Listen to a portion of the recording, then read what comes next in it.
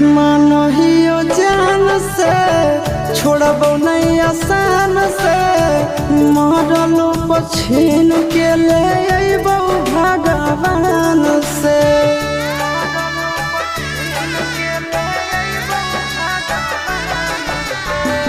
मानहियो जान से छोड़बो नहीं आसान से मरलो पछीन के ले अइबो भगवान से।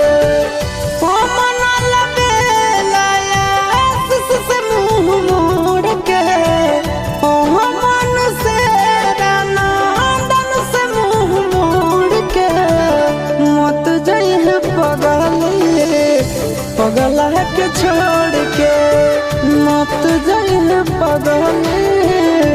पगला के छोड़ के।